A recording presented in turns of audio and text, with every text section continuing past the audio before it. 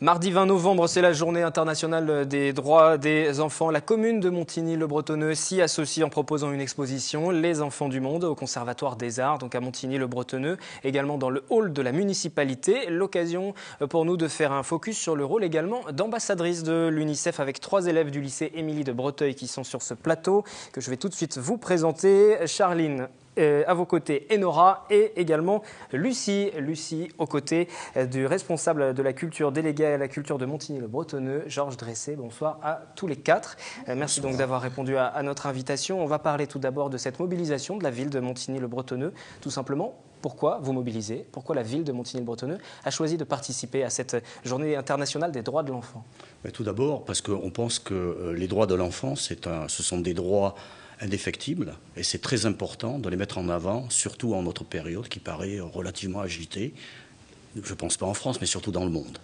Donc les droits de l'enfant, c'est une priorité pour Montigny et nous avons mobilisé à Montigny différents services de la ville. Le service culture, bien sûr, au travers de cette exposition, mais aussi le service vie des quartiers, le service petite enfance et le service jeunesse, qui ont été étroitement associés autour de cette exposition et autour de différentes manifestations ou expositions qui ont aussi été organisées, que ce soit à l'hôtel de ville, donc au conservatoire, donc celle que vous avez présentée, mais aussi dans chacune des maisons de quartier. Alors si on s'intéresse à cette exposition au conservatoire donc, qui débute tout juste, il y a plusieurs volets qui sont traités, côté loisirs, côté vie quotidienne également. Quel est le message délivré à travers cette exposition?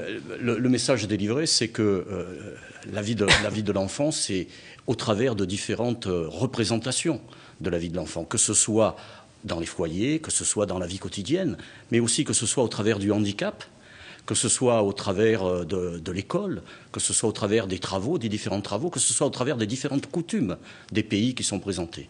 Il y a 55 pays différents qui sont présentés, et donc au travers de ces différentes photographies qui ont été réalisées par d'éminents photographes, nous représentons tout ce qui représente l'enfance.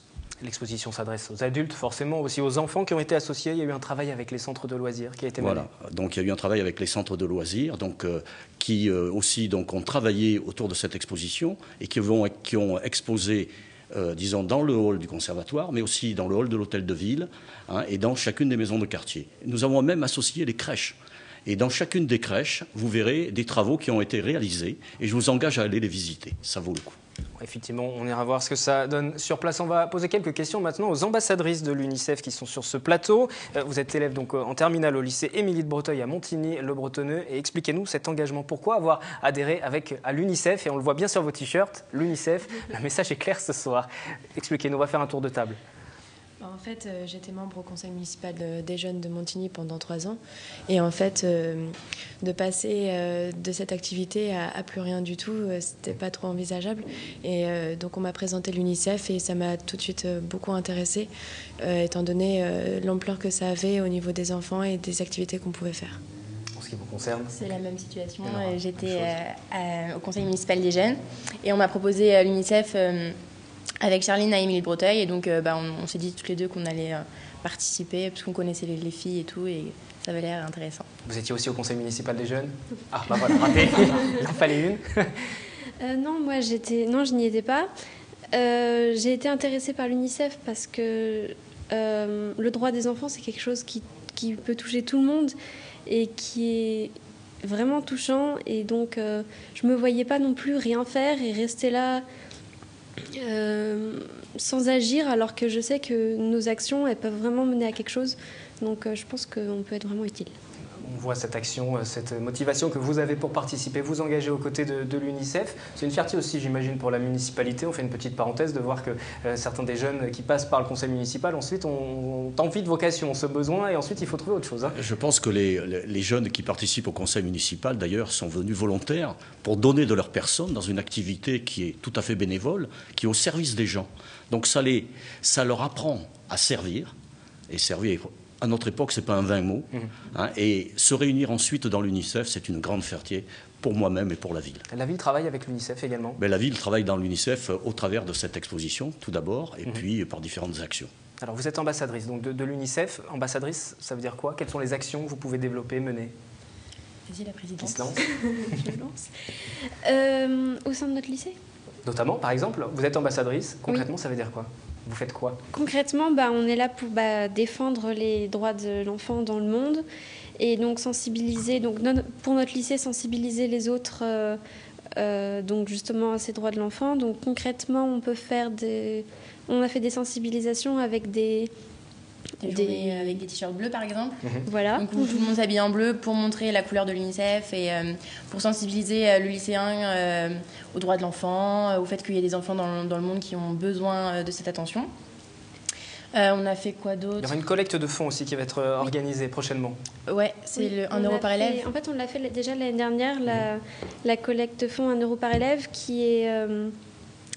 on a fait l'année dernière sur une semaine, qui nous a permis de rapporter 700 € pour l'UNICEF, pour la malnutrition. Et comme ça avait bien marché dans notre lycée, on a décidé de le refaire cette année, toujours sur le même thème, je pense, sur la malnutrition. En essayant de gagner encore un peu d'argent. Donc au lycée Émilie de Breteuil, où il y a beaucoup d'ambassadrices, vous êtes 10 en tout? Environ une dizaine, oui. Comment ça s'explique dans ce lycée? Tout le monde veut participer au sein de l'UNICEF? Non, mais on fait... Vas-y, je te laisse parler. Non, mais c'est vrai que justement, plus on en parle et plus ça mobilise les personnes, plus elles s'intéressent et plus on arrive à faire évoluer les choses. Après, nos actions, elles ne sont pas seulement locales. On a aussi, avec les jeunes ambassadeurs de toute la France, des actions comme faire signer le manifeste de l'enfance, donc pendant la campagne présidentielle. Voilà, la campagne présidentielle. Et donc qui mettait en valeur 10 engagements principaux de l'enfant et surtout travailler aussi que les enfants du monde, c'est aussi les enfants de France et qu'on a aussi ce devoir de leur donner la parole. Et vous avez rencontré également les autres ambassadeurs à Lyon récemment. C'était une rencontre nationale début novembre. Tous les jeunes ambassadeurs de France réunis pour échanger des idées et des conversations qui se sont engagées avec des jeunes aussi de la République démocratique du Congo.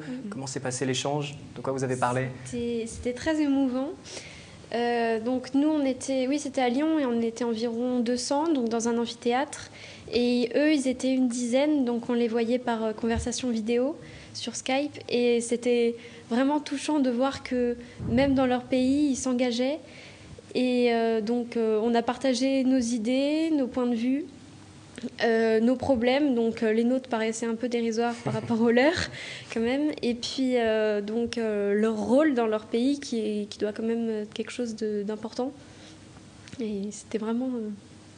Les ambassadrices de l'UNICEF qui étaient avec nous en plateau, vous pouvez les rejoindre, même si vous n'êtes pas du lycée Émilie de Breteuil. Ils sont déjà très nombreux, les autres établissements, les autres jeunes peuvent aussi se mobiliser. Et il y a cette exposition, Les enfants du monde, à partir de demain jeudi et jusqu'au 1er décembre au Conservatoire des Arts de Montigny notamment. Tout à fait, et aussi dans le hall de l'Hôtel de Ville. Donc je vous engage à aller voir les travaux des élèves, des activités périscolaires et de jeunesse et vie des quartiers, mais aussi dans nos maisons de quartier et dans les crèches.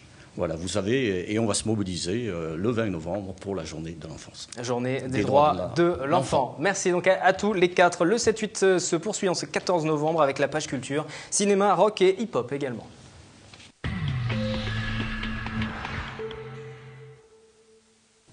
L'événement dans les salles aujourd'hui, c'est la sortie de l'ultime volet de la saga Twilight. Avez-vous cédé aux appels des vampires ou des loups-garous ou préféré le duo Romain Duris, Déborah François dans Populaire? C'est la rubrique Vos sorties ciné. Vos réactions à la sortie des premières projections au micro d'Élodie Moine.